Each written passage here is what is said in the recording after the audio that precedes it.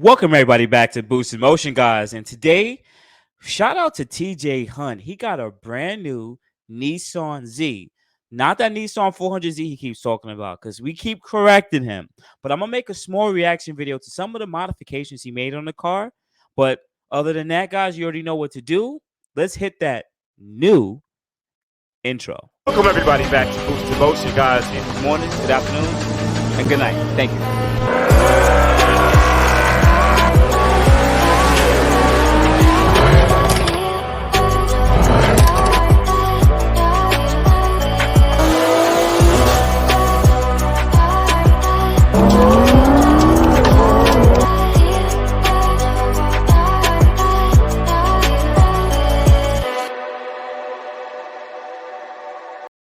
So welcome everybody back. Welcome everybody back to the channel. First thing, shout out to my Boost in Motion family. I really appreciate you guys, and I'm thankful that I already know that you guys already hit that like button. Thank you guys. I appreciate you guys so much. Now, if you are new to the Boost in Motion channel, watch this video and watch some other videos. I am Boost in Motion. I am part of the Q50 Q60 community, pretty much the same motor that's in a Nissan Z. And this community knows a lot about the VR30. So if you definitely want to know all the information about the Nissan Z, a power plant, and what you can do to it, definitely hit the subscribe button with the bell notification and hit all. Thank you guys. I really appreciate y'all. But anyways, let's definitely tap in. I'm gonna do a quick reaction to a couple of modifications TJ Hunt did with his new Nissan Z, because he likes to keep calling it 400Z, right? He made some modifications such to exhaust, wheels, and suspension. Now, I'm not gonna show clips of his videos because number one, that will be copyright. But I can play exhaust and I can show you pictures of the outcomes of his car. So, guys, thank you for tapping in. Let's start off with the exhaust.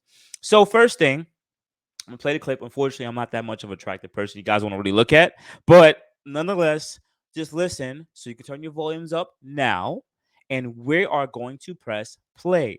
And I want you guys to know that he is working with um a MagnaFlow for this exhaust. It is a 3-inch exhaust with an X pipe in the middle. It's pretty much straight flow after that, but they do have like I would say a sound chamber to bring down some of the resonance or you would say the drone. So nonetheless, you can go check out his video and see the type of exhaust they're using, but it's a catback exhaust. We're very familiar with Q50s, Q60s not sounding the best with it. I would recommend technically for a VR30 a single exit exhaust. It sounds really good, but Q50s, Q60s, it'll look a little bit off. Anyway, guys, so turn your volumes right back up. I'm sorry, you probably already turned them up. Anyways, let's press play. Let's go. I can hear it. I can hear it trying to sound good. Yeah. You know what I mean? Even if he's backing it up, I can hear it try. Sick. Calvin's first time in the car, actually.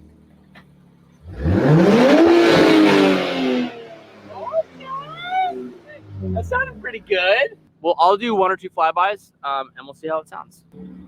Okay.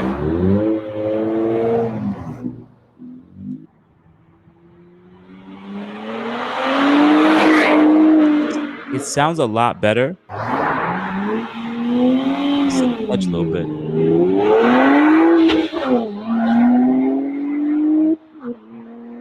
It sounds a lot better when the car is like farther away. Like it sounds really good. It's kind of like it's a kitten that's like still learning to meow. I see. And it's trying really hard. It's not quite there yet. We just left Magna. First thing, shout out to TJ Hunt. He gave a nice commentary right there. I would agree with him. It sounds like the exhaust is really holding back. And anybody from this community know that pretty much, I think they did a good job of making the catback not loud. But we know this is a turbocharged car. We know that it has 2 catalytic converters for both banks. So when he chooses to go with a full catted downpipe or a full catless, whichever he chooses to do, or just a lower downpipe, because we got the information over here. He has options, right? Then he can open up that exhaust a little bit more. But for what MagnaFlow did, I think it sounds pretty good. It definitely sounds way better than stock, but we would have to see what that price point is for technically how it actually would look. Now, video 2, well, not video 2, but this will be more of a photo. We're going to look at what wheels he chose to go with. And guys, I'm going to be honest with you. He went with something pretty common. Once again, you can go tap in with his channel if you want to watch the full commentary on what he got when he has done with the car. But boom, this is pretty much what he did. He went with a he went with a TE. A TE. Looks good. It's pretty common. If you know anything about this community, yo, this is a common wheel to go with. This is more on the expensive side, of course. It's a lightweight racing Japanese wheel, but if it's not this, it's usually an Enki RPF ones. But to be honest, it looks pretty good with the car. And he said this is a 19-inch, which I'm a little bit surprised knowing that this is a 19-inch in the way that it sits. It just looks a little bit off.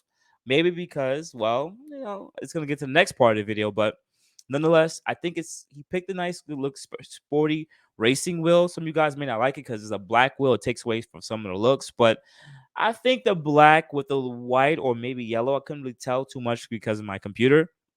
The stickers, I think it sticks out pretty well, and I'm perfectly fine with it. So shout out to TJ Hunt for picking some nice wheels, and it works out for him. So now, lastly, let's get to this last part.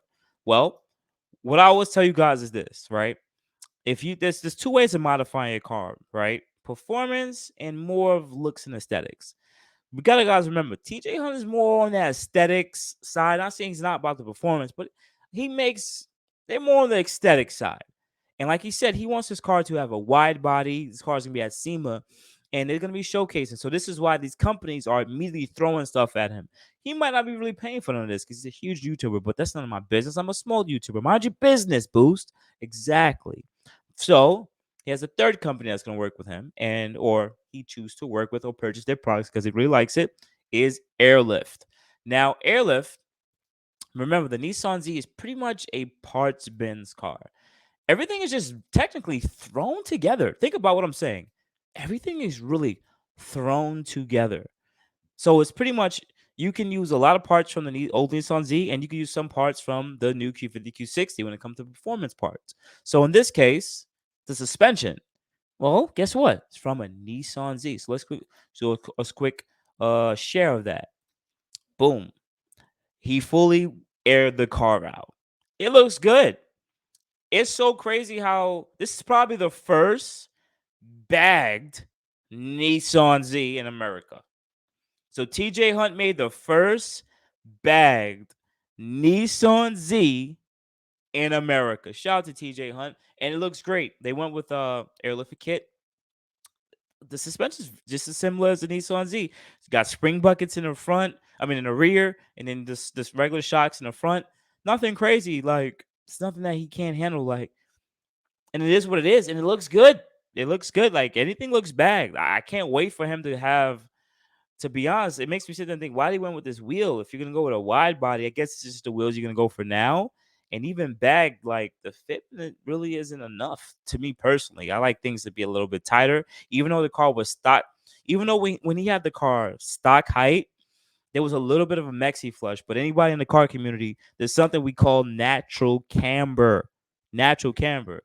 And usually when you want to bring a car down natural camber, you want it to become close to whenever that tire and fender match up, that when you hit the bump, that it just clears that tire so there's no rubber scrub, right? This is anyone who's bangs the Boost Motion channel. I used to be big on fitment, but ever since like my Q60 and C63, I really haven't been big on fitment because I didn't get any aftermarket wheels. I just took my time away from that. But I'm gonna get back into the fitment and wheel game. Best believe it. I was anyone around Brooklyn, New York, or anyone who follows some of my old photos and how I set my cars up, they know my fitment was always on point. Static bags for groceries. So outside of that, guys, I really appreciate you guys. Thank you for tapping in with your boy Boost. Much love. Much shout out to TJ Hunt. His car is looking good.